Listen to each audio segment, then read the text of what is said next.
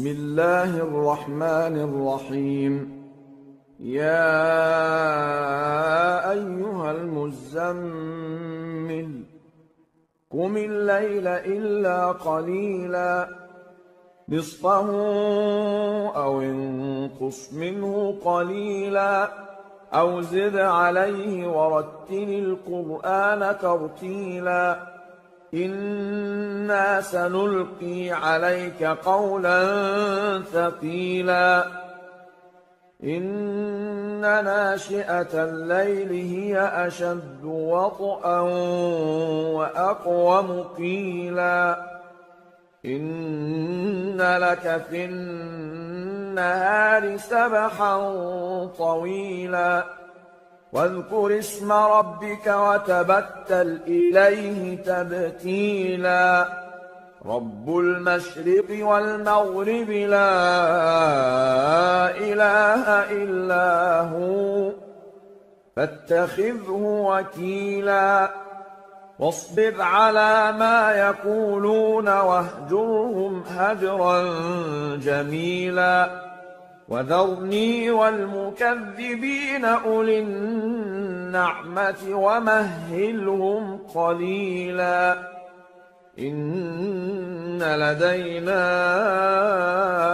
أنكالا وجحيما وطعاما ذا غصة وعذابا أليما يوم ترجف الأرض والجبال وكانت الجبال كثيبا مهيلا إنا أرسلنا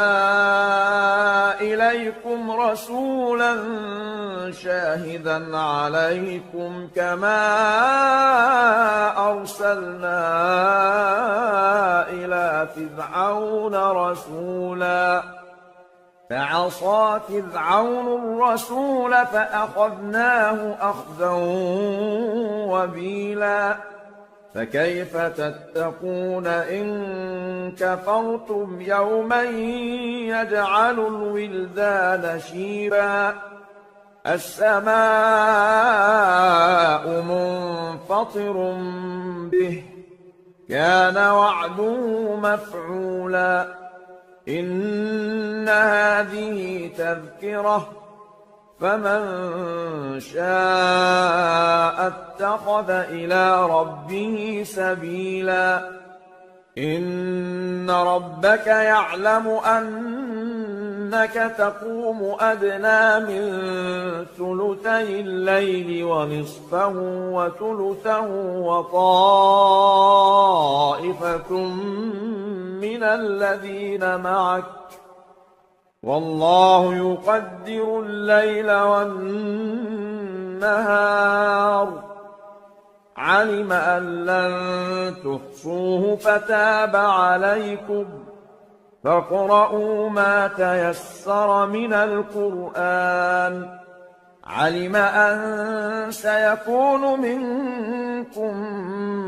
مرضى وآخرون يضربون في الأرض يبتغون من فضل الله وآخرون يقاتلون في سبيل الله فاقرؤوا ما تيسر منه وأقيموا الصلاة وآتوا الزكاة وأقرضوا الله قرضا حسنا وما تقدموا لأنفسكم من خير تجدوه عند الله هو خيرا وأعظم أجرا واستغفروا الله إن الله غفور رحيم.